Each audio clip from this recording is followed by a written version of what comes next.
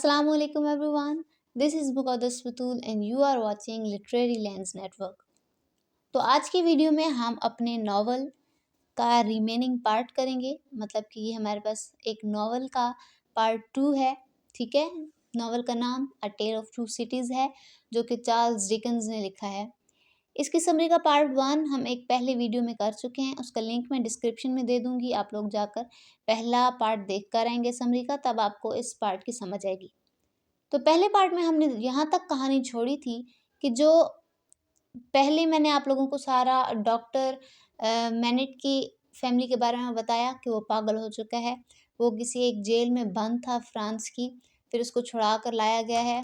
और जो है सारा कुछ करते करते क्या हुआ कि फिर चार्ल्स डार्नी का इंट्रोडक्शन दे दिया। अब पार्ट 2 में हम देखते हैं कि चार्ल्स डार्नी और लूसी का आपस में क्या रिलेशन है। तो जो हमारे पास चार्ल्स डार्नी है वो लूसी मैनेट को पसंद करता है और उससे शादी कर लेता है। यहाँ पर एक और दूसरा करेक्टर था जिसके बारे में मैंने आपको बताया था कि वो हूबहू जो है चार्ल्स डार्नी की तरह दिखता है। उसका नाम सिडनी कार्टन था।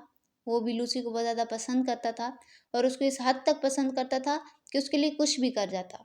मैंने आपको इसके करेक्टर के बारे में बताया कि ये एक नशेड़ी है और अब लंदन में किसी को भी पता नहीं है कि जो चार्ल्स डार्नी है वो पेरिस में एक अमीर फैमिली का मेंबर है। वो अभी भी अपना नाम बदल कर यहाँ पर रह रहा है और अब इनकी शादी हो गई है। ठीक है, लूसी और चार्ल्स डार्नी की। अब इन्होंने जो है हनीमून पर जाना होता है, लेकिन वहाँ जाने से पहले जो डॉक्टर है, डॉक्टर मैनेट, वो डार्नी से पूछता है कि तुम अपनी फैमिली के बारे में कुछ बताओ।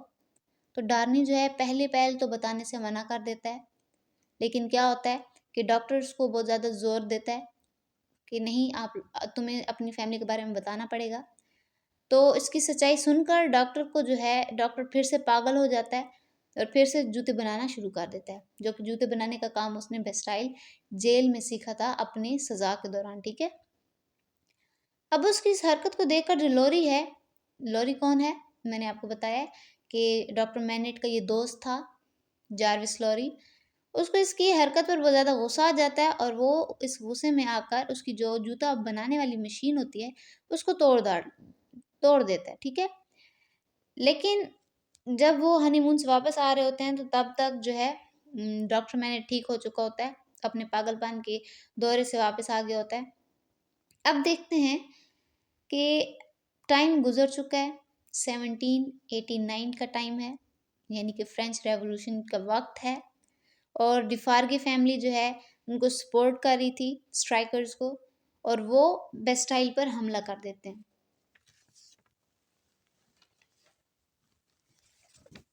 और उस कोठरी तक पहुंच जाते हैं जहां पर डॉक्टर मैनेट को रखा गया था। वहां पर डिफार्गे फैमिली को एक लेटर मिलता है जो कि डॉक्टर साहब ने उन्हें सालों के दौरान लिखा था, मतलब अपनी सजा के दौरान लिखा था। उसे पता चलता है कि किस वजह से जो है डॉक्टर को किले में बंद किया गया था।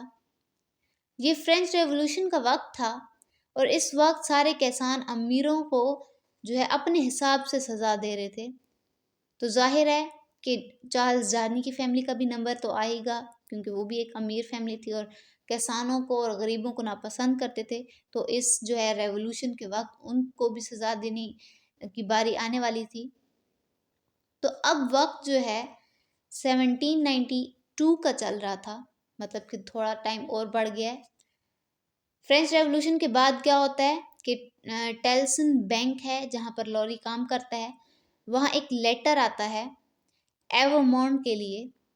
अब एवोमोंड कौन है ये कोई भी नहीं जानता। ठीक है, एवोमोंड के लिए खत आता है लॉरी के बैंक में जहाँ पर वो काम करता है।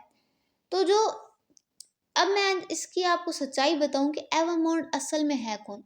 मैंने आपको पिछली वीडियो में कहा था कि चार्ल्स डार्नी अपनी असलियत छुपाकर जो है रह रहा होता है, क्योंकि वो फ्रांस का रहने वाला है, एक अमीर खानदान का बेटा है। तो उसका असल नाम एवोमोंड है। जिसके लिए खत आया है वो बेसिकली खत चार्ल्स डार्नी के लिए आया होता है। तो क्या करता है चार्ल्स डार्नी, क्या करता है लॉरी से कहता है कि मैं इस एवोमोंड को जानता हूँ, ये खत आप मुझे दे दें, मैं उसे दे दूंगा। चार्ल्स डार्नी की फैमिली उस खत में क्या होता है, क्या लिखा होता है कि चार्ल्स डार्नी की फैमिली का एक नौकर होता है गैब्रिएल नामा, वो उसको खत लिखता है कि उसको फ्रांस में पकड़ लिया गया है क्योंकि वो जो है कॉलिनों की खिदमत करता था, यानी कि अमीर लोगों की खिदमत करता था, जिसकी उसको सज़ा मिल रही है कि मतलब कि उसको सज़ा मिल रही है कि तुमने अमीरों की क्यों खिदमत की है, इसी सिलसिले में उसको पकड़ लिया गया है। तो वो नौकर ख़त में चार्ल्स डार्नी से मदद मांग रहा होता है कि मेरी मदद को आओ, ये लोग मुझे मार डालेंगे। अब डार्नी जो है इस सब के लिए खुद को कसूरवार मानता है और उसको बचाने के लिए जो है फ्रांस पहुंच जाता है। अब ये इंग्लैंड से फ्रांस चला गया था, ठीक है। इंग्लैंड में इसने लूसी से शादी कर ली थी और उनकी एक बेटी भी थी जिसका नाम लिटिल लूसी था। फ्रांस पहुंचते ही इसको पकड़ लिया जाता है क्योंकि ये खुद तो फ्रांस से भाग कर आया हुआ था इंग्लैंड। इस वजह से इसको फ्रांस पहुंचते ही पकड़ लिया जाता है और एक जेल में बंद कर दिया जाता है। मतलब ये आया था अपने नौकर की मदद करने के लिए लेकिन खुद फंस गया है। अब इसको बचाने के लिए डॉक्टर मैनेट और लूसी आते हैं और इनके साथ एक और औरत आती है मिस प्रोज नाम की।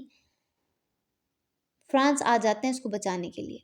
अब क्या करते हैं कि जो हमारे पास 1 साल और 3 माह तक इस पर कोई मुकदमा नहीं चलता, क्यों नहीं चलता कि जैसे तैसे करके डॉक्टर जो है उसको बचा लेता है, ठीक है। और लेकिन उसको बचा तो लेता है लेकिन उसी शाम, जिस शाम वो छूट कर आता है, उसी शाम उसको दोबारा पकड़ लिया जाता है। अगले दिन उस पर मुकदमा चलाया जाता है। डिफार्गे फैमिली और एक और बंदा होता है जिसने इस पर इल्ज़ाम लगाया होता है, लेकिन क्यों? अब मैं आपको बताऊं कि वो अनजान बंदा कौन था। वो अनजान बंदा डॉक्टर मैनेट ही था। अब ये ऐसा नहीं है कि डॉक्टर मैनेट दोगला है, वो चार्ल्स डार्नी पर उसने केस नहीं किया होता। ये सब कुछ इसलिए हो रहा होता है कि जो उसने खत में लिखा था बेस्टाइल जेल में बैठकर, ये सारा कुछ उस खत की वजह से हो रहा होता है। वो खत डिफार्गे फैमिली के हाथ लग गया होता है जिसमें जो है जिसको वो डार्नी के खिलाफ इस्तेमाल कर रहे होते हैं। अब जो मिस्टर डिफार्गे है वो तो बुरा नहीं था और ना ही मिस्टर चार्ल्स डार्नी का बुरा चाहता था, लेकिन जो मैडम डिफार्गे है वो उसका बुरा चाहती थी।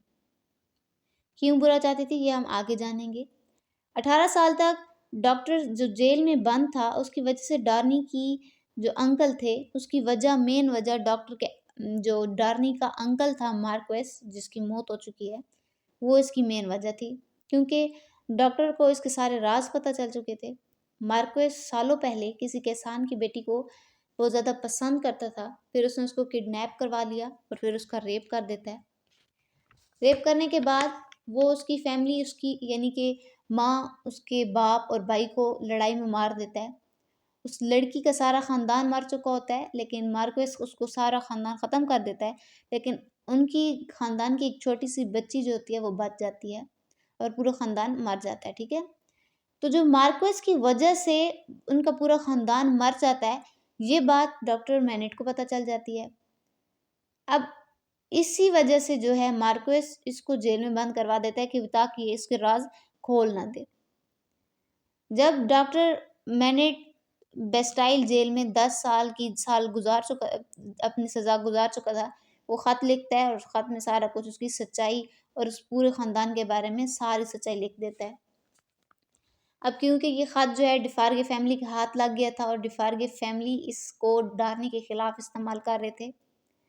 अब चार्ल्स को कोई नहीं बचा सकता था क्योंकि बुरी तरह वो फंस चुका था। अब यहाँ सिडनी कार्ल्टन आता है। उसकी एंट्री जो है अंधेरे में होती है एक हीरो की तरह। अब सिर्फ उसी से उम्मीद लगाई जा सकती थी कि वो किसी तरह से जो है चार्ल्स डार्नी को बचाएगा। सिडनी कार्ल्टन को एक राज की बात पता चलती है कि मैडम डिफार्गे जो है वो क्यों मारना चाहती है। वो उनकी शराब वाली दुकान में घुस जाता है और उसको पता चलता है कि डिफार्गे असल में उसी किसान की जो ख़ानदान, जिसका पूरा ख़ानदान मर चुका था, उसी ख़ानदान की जो एक लड़की बच गई थी, वो डिफार्गे असल में वही लड़की है, मैडम डिफार्गे। वो अब चार्ल्स से अपने ख़ानदान की मौत का बदला लेना चाहती थी। तो क्या होता है कि उसी फिर उसको चार्ल्स डार्नी को इस केस की वजह से सज़ाए मौत हो जाती है। उसी सुबह उसको जो है सज़ा उसकी होने वाली होती है। कहानी में ट्विस्ट ऐसे आता है कि एंड पर आके जो हमारे पास सिडनी कार्ल्टन है, वो हूबहू उसकी तरह दिखता है चार्ल्स डार्नी की तरह। वो अपनी मोहब्बत को साबित करने के लिए क्या करता है कि डार्नी से खुद को रिप्लेस कर देता है और वहाँ पर जो है उस सज़ा की डार्नी को बचा लेता है और सज़ा पर खुद चढ़ जाता है और मतलब उसकी मौत हो जाती है। मौत होने से पहले उसकी जो कुछ अल्फाज होते हैं, उसके आखिरी अल्फाज कुछ यूँ होते हैं कि it is a far better thing that I do than I have ever done. It is a far better rest that I go to than I have ever non.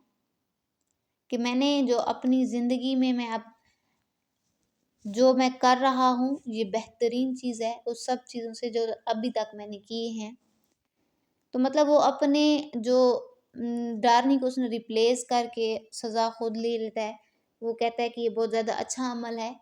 वो लूसी की फैमिली को बचा लेता है और उसकी मौत के साथ-साथ हमारा यहाँ पर जो नॉवल है वो ख़त्म हो जाता है।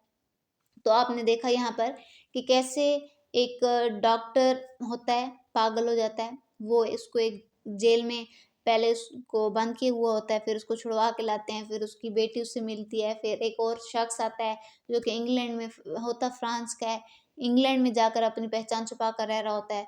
फिर उनकी शादी होती है, फिर उस लड़के का सच सामने आता है, फिर वो सारी कहानी खुलते-खुलते हमारे पास एंड पर ये आता है कि एक इंसान ने अपनी मोहब्बत को साबित करने के लिए क्या करता है, वो जान दे देता है और एक फैमिली को बचा लेता है। तो यहाँ पर हमारा आज का नॉवल ख़त्म होता है। उम्मीद करती हूँ आपको ये जो कॉम्प्लिकेटेड नॉवल था वो अच्छे से समझ आ गया होगा। अगर आपको अच्छे से समझ नहीं आई तो मैं आप लोगों को रेकमेंड करूँगी कि इस वीडियो को आप 2 मर्तबा देखें, बल्कि जो इससे पिछली वीडियो थी जिसका लिंक मैं डिस्क्रिप्शन में डाल रही हूँ, उसको भी आप 2 मर्तबा देख कर आएँ ताकि आपकी सारी कन्फ्यूजन दूर हो जाए। तो उम्मीद करती हूँ आपको नॉवल पसंद आएगा, आपको वीडियो पसंद आएगी। बने रहिए, मिलते हैं अगली वीडियो में।